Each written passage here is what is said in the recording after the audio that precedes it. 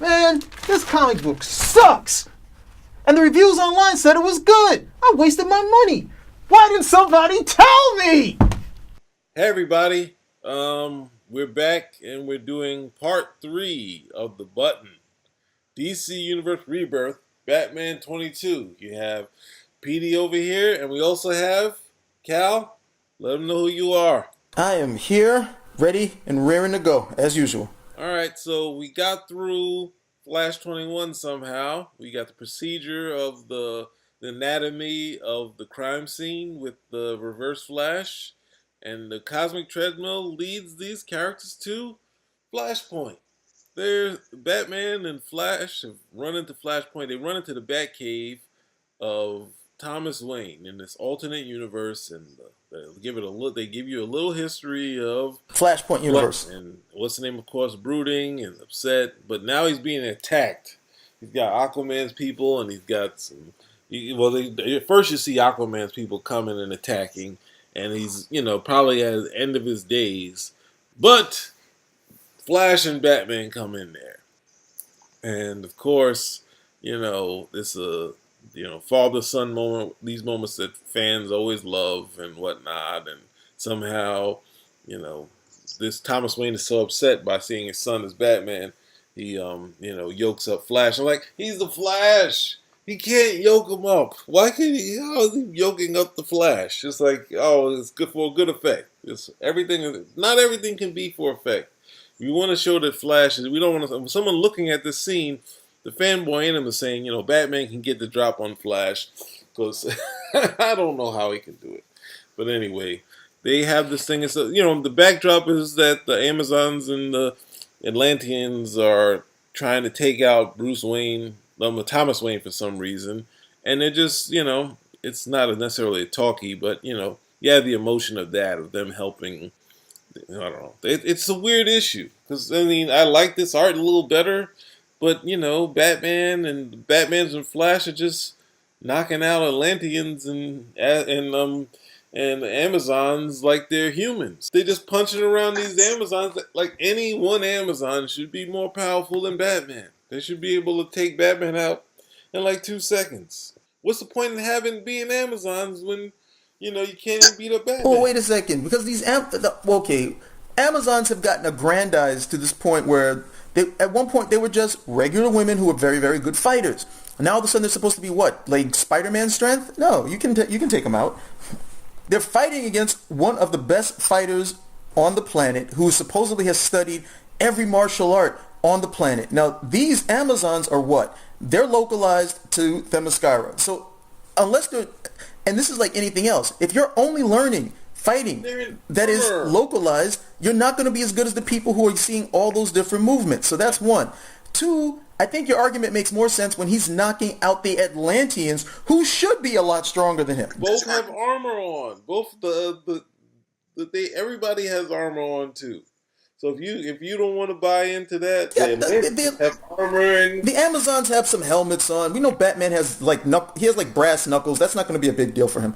The Atlanteans, you've got an argument because those guys should be lifting 50 tons. They should not be knocked out by these two guys over here. The Flash should have been fighting them, and they should have been. I don't know how they were able to get this one across, but yeah, you definitely can make your argument there with the Atlanteans. But the Amazons, they're good fighters, but they're still supposed to be like regular strength women. Wonder Woman's only supposed to be the strong one out of them. When she has the thing, she has the edge over them, but then she's supposed to have all those gifts given to her by the gods. That's from the origin. She was just like one of them, and then when she wins the contest, she's given all of those gifts, the strength, the speed, all of that type of stuff. Other than that, she would just be a regular woman too. I don't know that you're saying the Amazons of old were basically women of just basic strength. Any basic woman who would have engaged in regular exercise and fought, trained, and they did a lot more than that. Because today all we focus on is the fighting. They were scientists, they were poets,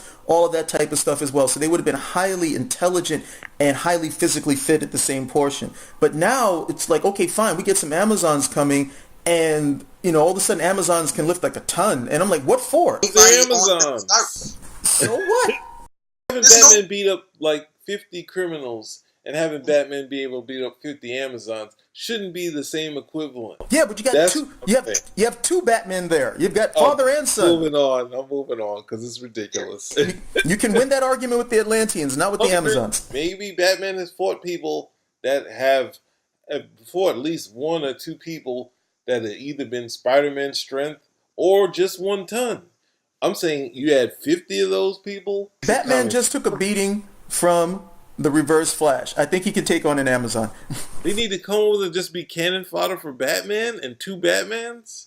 I don't know about that. I told you, the Atlanteans, you can nail it with the Atlanteans. You can't do it with the Amazons. You can't have both of them. You got an issue with the chicks. I'm sorry to say. Anyway, so they have this thing, what was it? That Batman is it basically almost, well, I guess it's revealed too much to go into it, but they had this fight and this connection between, telling him that he has a grandson and stuff. But then they go back to the cosmic treadmill, and who do they see? Oh man, I guess we have to reveal it, right? Because we revealed everything else. The weird thing is Batman on the rope on the cosmic treadmill. Like that is kind of weird. I'm looking at the last page in part 3, and Batman looks like I thought he was going to be hooked to the Flash. That's what he was supposedly doing. But he looked like he's hooked to the treadmill. So I guess if he's in the wavelength, he can do it. But it's just kind of nutty. I liked it where you couldn't have Batman. You could have Superman there. You could have someone that has some sort of speed. But it's kind of loses me having Batman swinging his rope next to the treadmill. It's kind of he's got his grappling line attached to the treadmill, so he can just hold on to the rope because he can't possibly. It would have been really bad if they had him running right next to the Flash. That would have been like, okay, that's ridiculous. They tried, and then the editors finally said no. I don't know, man. This is supposed to be that comic book stuff that we keep talking about that we're supposed to suspend disbelief for. He's just holding on. That's it. No, that's like you're saying. Suspending disbelief is saying Superman can fly. It's also saying that Superman doesn't also have magic shoes. Like, you can't keep adding on to what suspending disbelief is. It's like saying, okay, we believe this one thing, and it's like saying, so you don't believe that Batman could hold tight to this rope and stay connected to the cosmic treadmill. That's what you're saying. I'm not buying into it. I'm not buying Batman being the universal character that no matter what setup is a cosmic treadmill, that Batman could tie a rope to it and travel with the Flash and whatnot. Normally I'd be there with you, but he got the smack beat out of him by the Reverse Flash. So if that's the case, and he's in the story, so he's got to find some way to come along with this dude. So I don't see the big difference with him holding on to the treadmill as opposed to holding on to the Flash. He's holding on either way. I can't go there with you on that one. That being said, okay, biggest problem I have with this part. We come back to the Flashpoint universe, which is supposed to be destroyed. It's supposed to have been, okay, it ended when Barry went back and stopped himself from saving his mom. That was supposed to be the end of the Flashpoint universe. No, the Flashpoint universe is not over because we saw it again in Convergence. And we thought it was done then. No, it's not done then because after Convergence, all those worlds were supposed to merge or supposed to be upgraded or updated, whatever it may be. Fine. No, that's not what happened. The Flashpoint universe won't die. So we come back again, and it's here. And then what happens? It ends up dying again for us in this story. So what was the point of going back there in the first place, other than that we would have this moment of seeing Batman and Daddy Batman and Son Batman fighting. Other than that, what was the point of all of that? Flash just says, hey, whatever was holding on to this place, it just let go. Like, well, why did it let go just now? What was it keeping it hold on for all of this particular time? That was pretty much a waste because this is a universe that should have died a long time ago. There was no reason for it to stay as long as it did. And then when we get here, this is supposed to be playing part of this mystery, and they just say, okay, fine, it's over. Now it's really over for the third time. That was pretty much of a waste of story. Well, it's to me, if the issue part 2 was more of a delay using procedural as developing the story. This one was just kind of a weird sidestep when they should have got through the cosmic treadmill immediately ran into the Reverse Flash if that's what happened. Instead of going through this whole thing of, other thing is it's leading to, as far as DC goes, Thomas Wayne is coming back. He's not, this isn't over.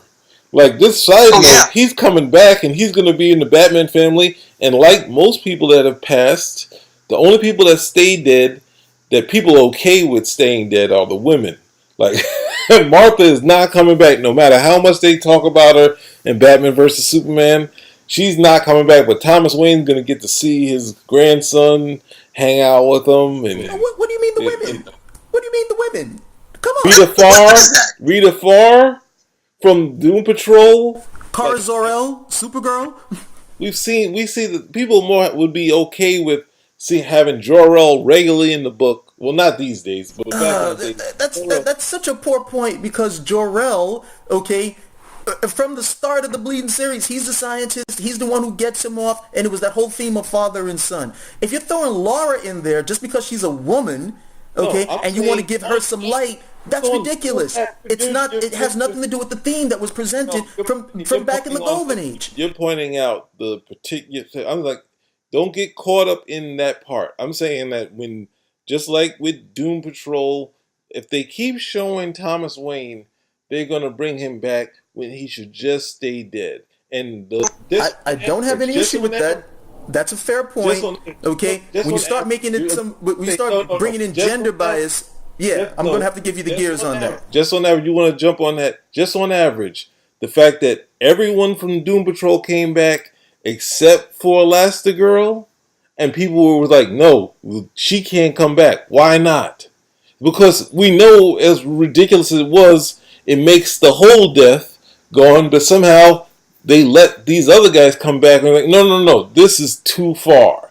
We need the death to be real, but we want to be able to cheat. We keep wanting to have the cake and eat it too. And it's just on average. You want to go to the gender, this, that, and the other, then yeah. I don't know about that. I mean, they killed off Wonder Woman's mother, Hippolyta, and they ended up bringing her back. Made her the Golden Age Wonder Woman, the World War II Wonder Woman at that. And that was Byrne who ended up doing that. That was the reverse of it. I think they killed her later. Like, she killed her in what? What's that thing? All Worlds of War. Crazy? Yeah, they killed her after that, which I really was upset about killing her during that point. Because, it's just trying to say should be only one Wonder Woman. And it's like, no, I'm not. But anyway, this thing here, it's like, it's action-packed. But it's kind of filler, because we get to the end and we get to the story that we didn't know we were going to get. We didn't know that, the character, the Button, would be shown again, because the Button is barely dealt with most of the issue. Most of it is Flashpoint. I guess they're trying to do their best Chekhov, or they're trying to do their best Hitchcock, where, okay, if we show this thing, it has to be used. And we saw it very early on, and then it just was gone. And now it's come back. And then, of course, we got the whole Hand of God thing coming up. You pegged this a long time ago. I don't remember if you said it on video, but DC did a very good job of structuring what they were going to do for Rebirth. Rebirth was going to be a brand new start, supposedly, for these characters. It was going to start with new issues. Each one was going to have a number one, and then the following month was going to be the start of new series, and they were going to have number ones and variant covers.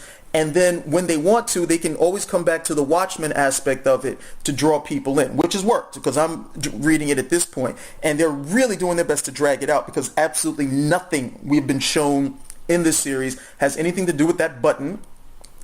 And we're going to read the next issue because it says the Hand of God, and everybody's hoping to see Dr. Manhattan. We're hoping to see some sort of connection at this point. But if they follow along with what you've said, we're not even going to get that much, because it hasn't even been a year since they started the whole Rebirth thing. Rebirth is still selling like hotcakes. It's doing very well. This series right here has had a regular cover, 2 different variant covers, a lenticolor cover. If you've gone to a con, then they've got those chromium book covers, the silver foil covers. So I don't see us really getting a lot of resolution in this 4-parter. It's not even a step forward. It's like a decision. Okay, maybe I'll move. There's very little movement for all of the action that's taking place. There's very little story movement.